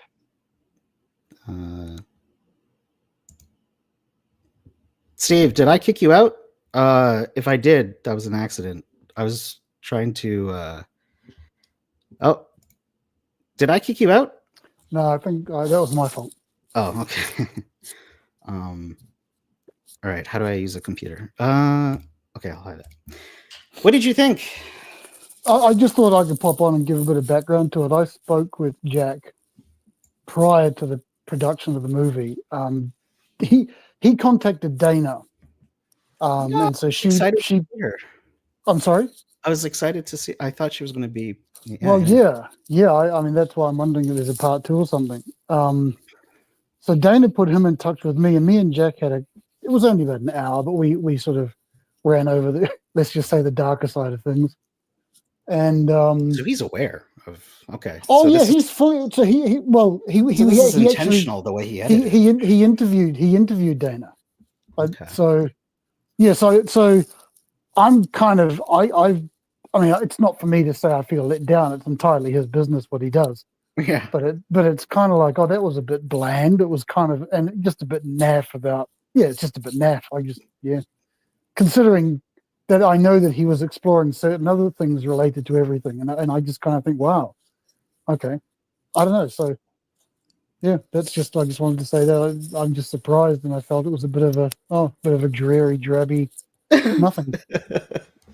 Yeah. I mean, I do agree that like YouTube, like, like Benedictine talks about like how this is just a simulation comparative to like the natural world or the natural planet. I should reiterate, since the world is no longer flat, just for clarification that we're all on the same page. But yeah, like just YouTube has just become like, like people really are just inundated by social media.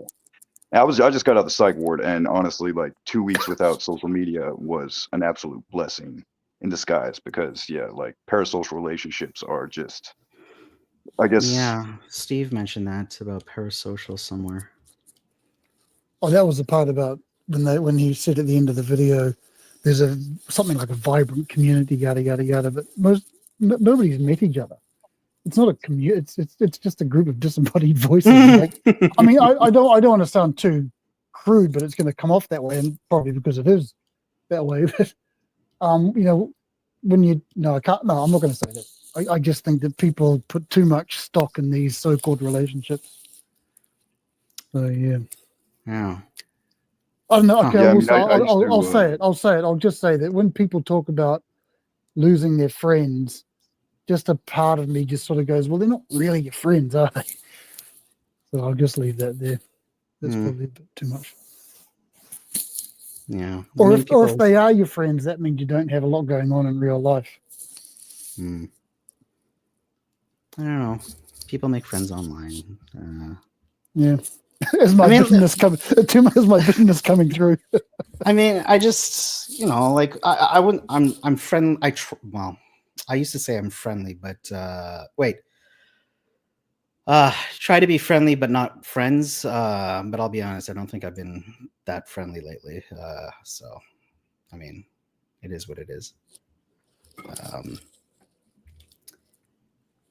I mean, but I do care when like when people die in this community. Like yeah, I'm sad to see that happen. The global community. Yeah. Yeah, I can already see Yeah, I'm going to get yeah, clipped for yeah, saying that. It's it going to is. be, I'm going to get done for saying that, but it's not going to be what I meant.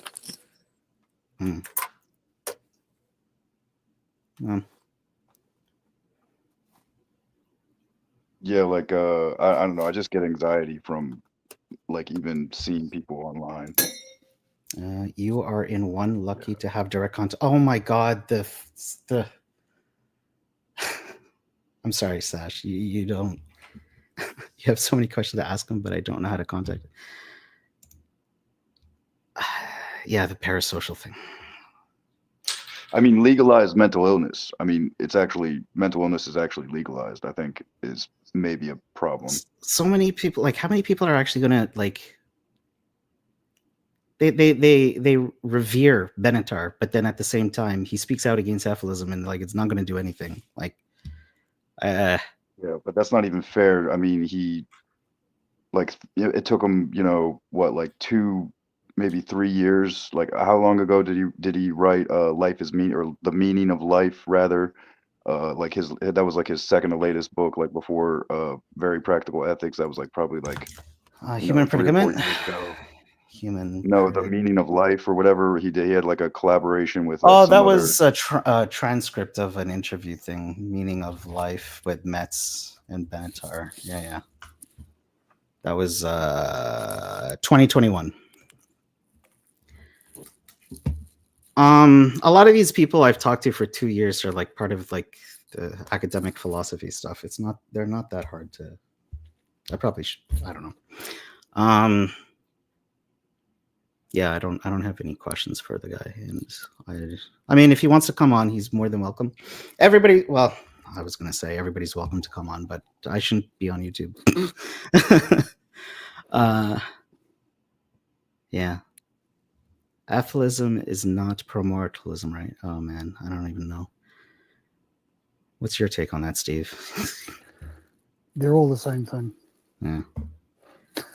I don't know. I'm just too fucking jaded. I just, you know. Yeah, no, I feel the same believe way. what you want, and I'm just like, I just don't know if I care anymore. Anyway, I'll get clipped for saying that too. Yeah, but like, maybe, but like, I don't, you know, as you said, I feel jaded and just like, yeah. I don't know. The way that documentary ended just left me somber. Is that the right word? In a somber mood. And I thought they would have, like, they touched on the Efilism stuff, and there was like that one thing about promortalism, but well, this is why I'm surprised he didn't explore it. You know, it's, and I don't understand. And again, whatever, but it's such a ripe topic for mainstream to explore. Like, I think the antinatalism thing is, I mean, you know, it's just a bit, there's nothing really to explore. Like, honestly, once you say procreation bad, okay, thanks for your contribution. You know, we're also creative, whatever it is. And then they have to branch off into all these other topics. Okay, well, that either means antinatalism isn't worth exploring, or there's other, I don't know, but if you want to explore the right to die, okay, fair enough, but call it a right to die documentary. And if you're going to talk, if someone's going to jump up and say, well, this is my page that I created to Efilism, well, he only talked about the shark and the other predator, the tyrant, but there's also a picture of a nuclear bomb on that page.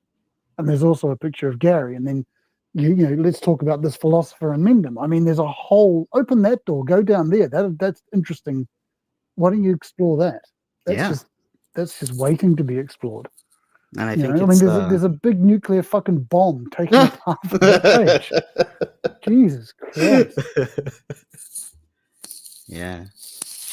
Kind of disappointing. I mean, I did try to like, you know, try to like inspire like an Atlantean like fictional war story, like derived from maybe Thomas Ligotti or whoever stated, well, whatever, the 1970s, like red button philosopher, innuendo, like, Smart. yeah, like, I don't know. I don't think that like, yeah, we have like that much of a separation from like, like, I don't know, like what's the separation between Armageddon happening in the Middle East right now comparative to like 100 million people dying tomorrow of World War III?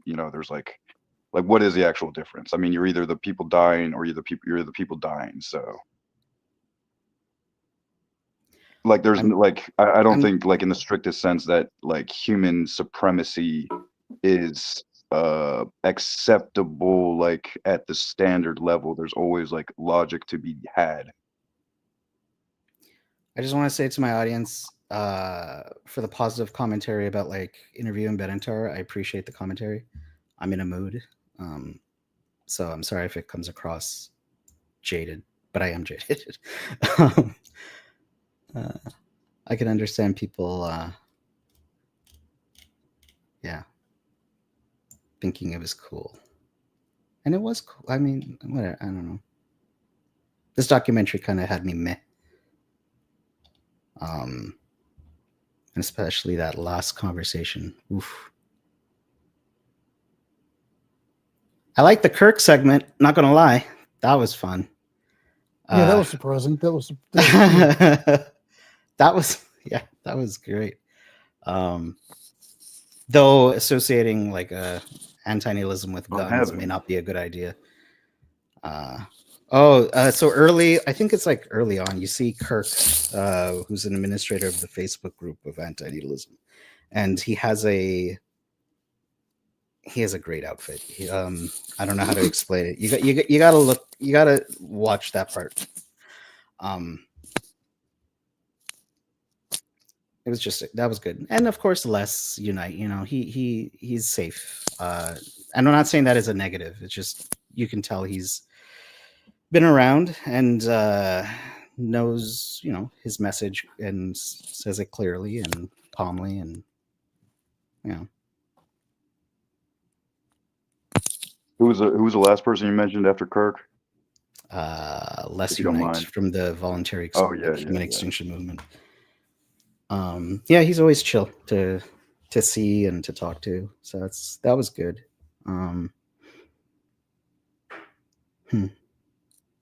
Except for the slap. This is like your except for the slap. That's great. Send that to Elon. Elon's reaction. Yeah. He slaps the interviewer because there's a mosquito near his face. But... Oh, so he claims. so he claims. Yeah. Huh. All right. Well, that was a thing. That was a thing, yeah. I don't know if it's just winter blues or something. I just feel like the end of getting my hopes up for something. I just think it was a bit bland, There wasn't really. And some of the stuff was pretty personal, and not even related to the subject matter. And it was a little too personal. Yeah.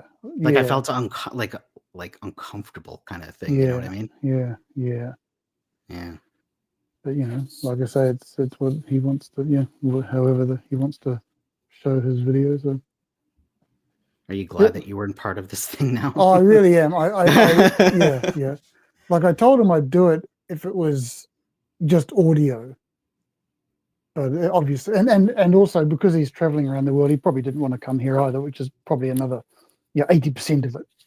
So I'm pleased I wasn't involved in that. But now that I know that Dana's not in there, I doubt that what I would have said would have been included anyway. So. Yeah, he didn't actually have any Zoom or online interviews or whatever. None. It was all live. Yeah. Mm-hmm. So I don't know. Maybe there's like an outtake. Look, I have no idea. I don't know. Well, no idea. Do you guys have any closing thoughts or remarks? No. Well, thanks for watching it with me. There was, thank you guys and thank you chat. There was a lot of viewers tonight. I have not live streamed for a very long time. And there's probably a lot of new people who have no idea what I was talking about or the references I was making, but that's okay. Welcome to Antinatalism. I mean, I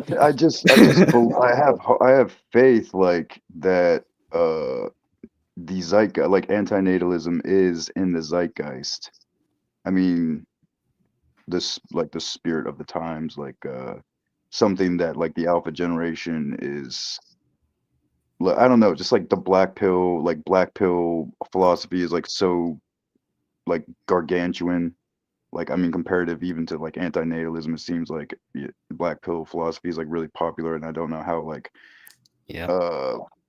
you know, antinatalism would escape that category. Everything's antinatal. No, I'm kidding.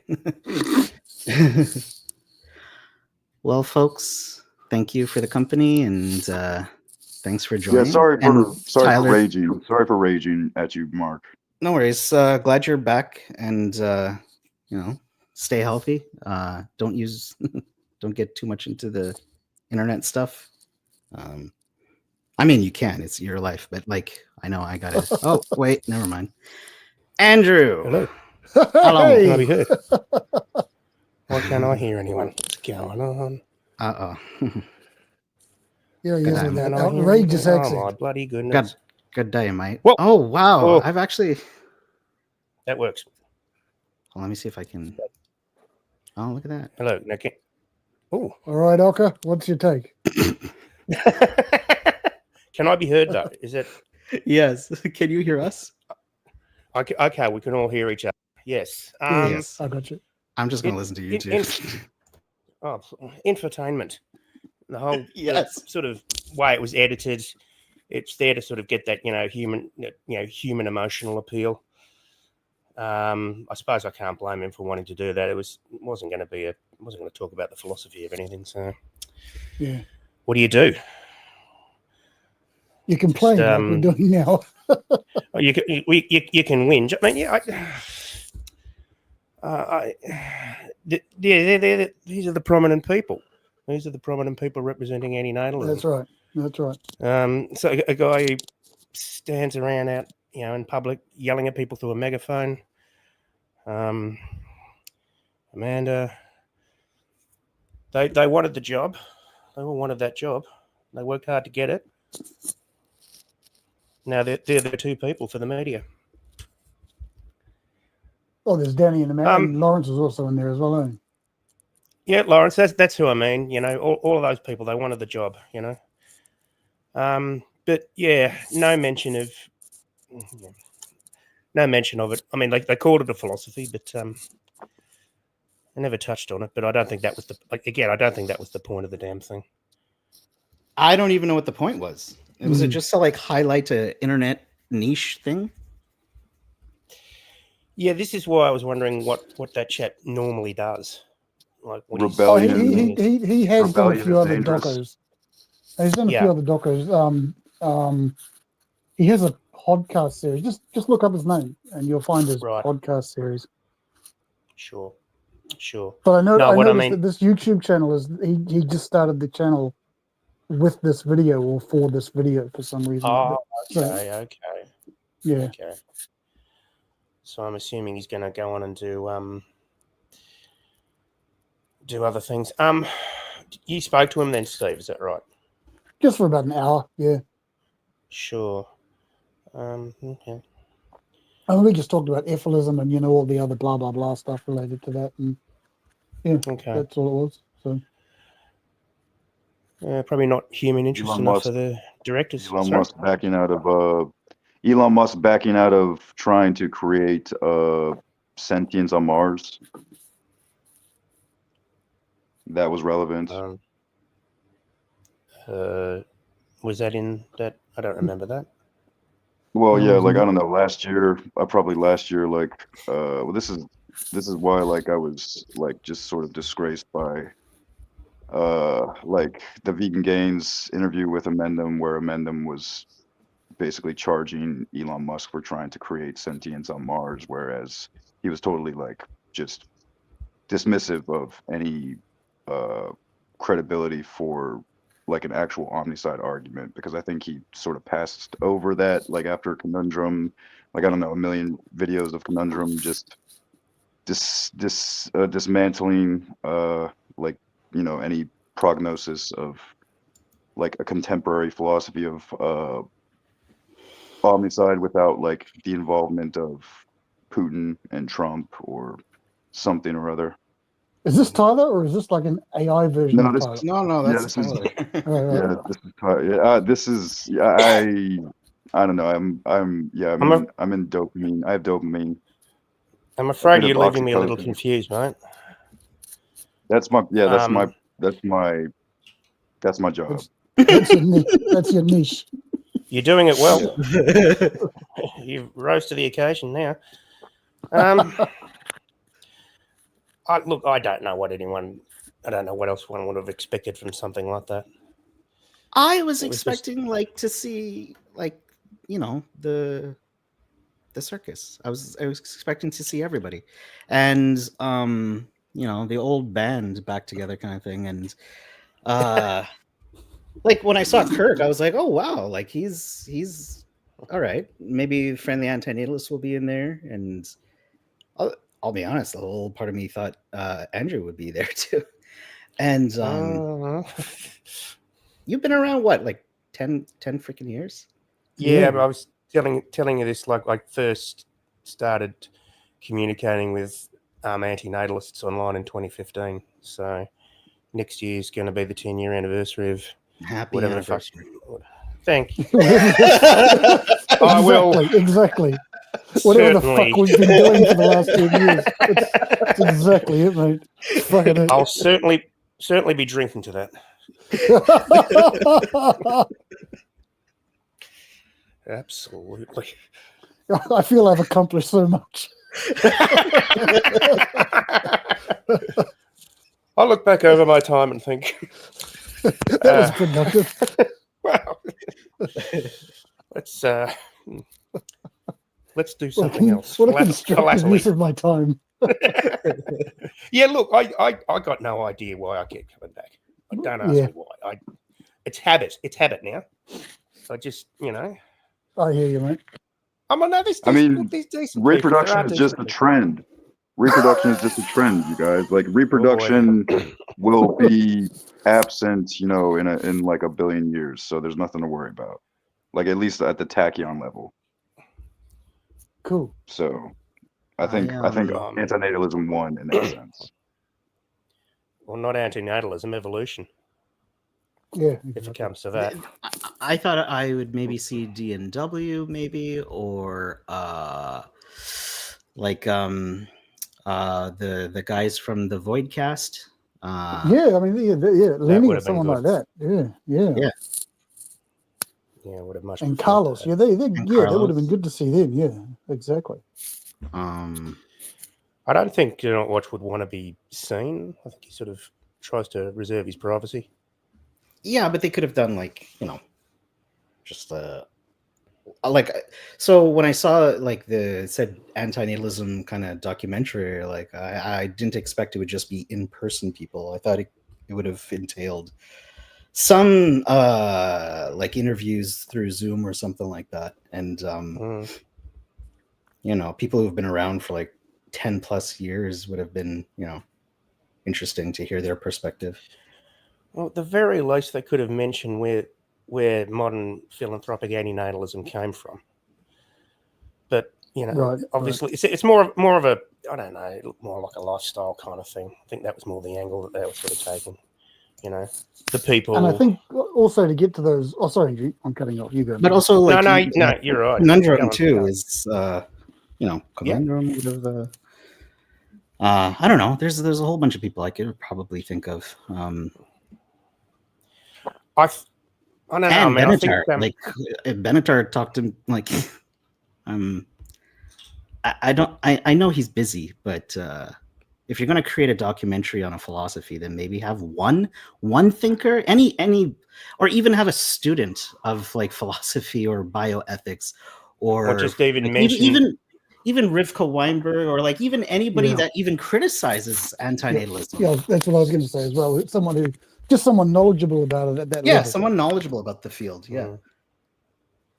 Yeah, but those people, they're the. I mean, he didn't at the start of the thing mention like as an internet online philosophy or something along those lines. So he's sort of concentrating on that side of things. Who are the first people he's going to get in touch with? Well, Amanda, Lawrence, etc. I assume this was like pre-Matti Hairi because. Yeah, I mean, this has been a long time coming. I mean, this is over a year. Over a year ago that he was. About a year ago. But I was just thinking as well, like to get those those conversations, there's each conversation that he's had is probably 4 or 5 hours worth of recording. Oh yeah. So so there's a lot. I wonder what isn't there that we didn't. All those kinds of questions. Like why didn't we choose those bits? He would have been going for ratings. Yeah, like it's a slick job, slick professional job. And that sort of human interest stuff, that's what sells. And that's true. Well, apparently. You're right. That's true. That's what I've heard. Yeah, that's what I've heard too. I mean, like it's what we get. Years ago, I don't know. Maybe it's just being on the side of the fence. It's just kind of like, that's the millionth version of that I've seen. Sure, absolutely, absolutely, yeah. There's that too, I was just thinking, I'm trying to remember the name of that guy in England in the 70s who had that television series on talking to philosophers. Basil Brush. Basil Brush, that's right. He was a Schopenhauer scholar. That's right. Yeah. Boom, boom. Boom, boom. Very good. How old are we? Oh, dude. How old are we acting? Philosophy Overdose has those episodes, I think, that you guys are talking about. That's what I think. Yeah, you're talking about. Yeah, he was on. I can't remember the guy's name, and he was a Schopenhauer fan too. He wrote about Schopenhauer. I think I know what you're talking about. It was actually a formal, like a talk show or something, wasn't it? That's right. They'd sit down. He had Noam Chomsky. A very young Noam Chomsky, a few other people. But I mean, I look at that and think, gee whiz, this was on the television. Right? Yeah. Turn this on, cup of tea, and for an hour, get their heads filled. I do remember what you're talking about. I couldn't find it if I had to. I know what you're talking about. It'll be there. Also, David Benatar had a recent interview on that other I put it in my Brain in a Vat. Brain in a Vat. Yeah. Yeah, Brain in a Vat. Yeah, or like on Bullshit. Yeah. That was the bullshit one, was it? Okay. Well, I mean, there is like a book that's really famous, called What is Bullshit, or Bullshit is Everything, or Philosophy of Bullshit or something. It's in the philosophy section. Yeah, it has section. been looked into. Yeah. But yeah, some guy definitely made bullshit infamous. I've got the Story of Stupidity on my bookshelf. That's quite a good read. What's that? Oh, fuck, you're going to make me reach down and have to get it. No, hang on. I can't remember the author. It's a Story of Stupidity. It's a really great book. But I'll do yours solid. Hang on a second. No, that's all right. It's James E. Wells. Wells is Wells. Welles. E.S. But it's a great read. It's just he's a really sardonic kind of guy, and it's really good. When did that come out? Do you remember? Oh, mate, I've had that for a few years. My glasses and all that kind of shit. No, 1988, 1998. Oh. Yeah. Okay. Stupid has been around a long time. Since 1998. Since 19, at least. I know I've got a book. 1988. I'm sorry, 1988. Thank you. Yeah. I've got a book around called How Mumbo Jumbo Took Over the World, or something along those lines. I heard of that. I've heard of that, yeah. Yeah. Oh, well, anyway. There you go. Well, we're all just equally dissatisfied, I feel. Yep. That's that was a thing. That was something. Yeah. That was something. That happened. That happened. We were there. I want to And, say now it's over. liberals on the storm. Liberals on the storm.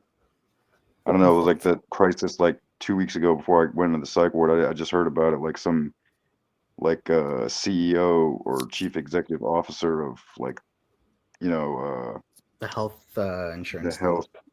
Yeah, like Mm-hmm. crazy happening.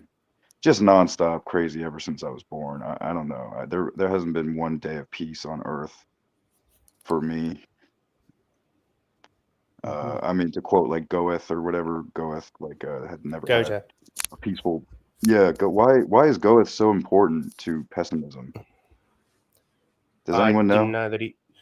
Oh, he was a friend of Schopenhauer. Well, contemporary of Schopenhauer's for one thing. I don't know if he is important to pessimism. I know I've him more never for seen someone being a poet quoted and a playwright. more than like he's quoted so much in Schopenhauer and Mainlander. Well, Schopenhauer would. He's They like, worked together on. I think I don't know if it was a book or something about the philosophy of colour. Of color. Mm-hmm. Yeah. Oh, okay. I didn't know that. Cool. Wow. Okay. Long before he Schopenhauer got into his more regular what he's known for. Wow. All right. I think he met Goethe at because his mum would have what they called salons, and Goethe was a part of that. Yeah, he was a part of that circle. Oh, righto. Yeah. I think it's called On Vision and Colors. Oh, okay.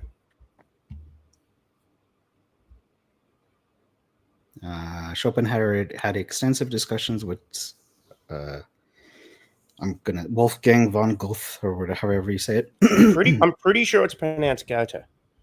Okay. Because I remember it being I've pronounced. I've heard Goethe. Goethe, yeah, that's probably more close. Yeah. Sounds more European. German. Yeah. the only philosophy that I think I was taught in, was it secondary and primary school you call it or something, was like right now, like Rene Descartes is the only name that comes to mind that I actually like tangibly remember learning about in elementary or middle school or high school for that matter. Like I don't remember even like a shred of philosophy other than just like Rene Descartes or honestly, like because like Rene Descartes, like I don't know, like the idea in like my childhood was that like Rene Descartes like was just this like inspiration for psychology and for that matter. This was taught in high school. Yeah, that was like my memory. No, that like probably I don't even remember a shred of philosophy in high school, but like maybe in middle school, okay. all there was Rene Descartes. But I don't think I was like a genius or anything. I'm not accusing you of that. Or a prodigy, or like yeah. So yeah, I don't know. Maybe David Benatar will be in the textbooks like in the next decade. Is my hope. No, I doubt that. Some hope. I mean, yeah, no, I don't have any hope. I've definitely abandoned all hope. Yeah. What a great conversation to be part of. No, I mean, I just my job for the past decade has just been to make amends and essentially not be killed by the government. Yes, just do not get killed by the government. Right. Yeah, that's a good thing to want. Yeah. Not being what did you think about the there's obviously like this type of right to die pro-mortalism theme, right? Or am I just like envisioning that? No, that was the majority. I mean, I think if you went through, perhaps Doug Stanhope had the only antinatalism bits. I didn't. The other bits were really just about pro-mortalism, right to die, and life is death. Like that was some kind of deep aphorism or something. There wasn't a lot of AN in there, as far as I could see. Yeah. Well, gentlemen, it was more about the people. Yes. Mm. Yeah. Which is okay. I mean, again, that's fine. Sure. There's nothing wrong with that. Right, let's let Mark go. I appreciate the he's fading. company and thank you for like watching it with me. It was a thing. It wasn't. It was. Well, okay, Mark. You better. Okay. I hope you get some sleep. Do you think you'll be? You think you'll be right? Yeah, it's close to 2:30 a.m. my time. Oh man, because you get up at what 5 or something ridiculous. Yes, I do. Oh man. Life is suffering. I'm kidding. I'm kidding. You might get monetized. What? You might get monetized too. No. Oh, you gotta have like 1,000 subscribers. Meh. No. That's like I think I'm at like 500 and something, close to 6. It's all. I'm. No. This is just a hobby. It's all good. All right. Well, again, yeah. Have a good night, good day, wherever you are. Good night, etc. Everybody. Take it easy, Next lads. time. All right. Ciao. All the best. Cheers.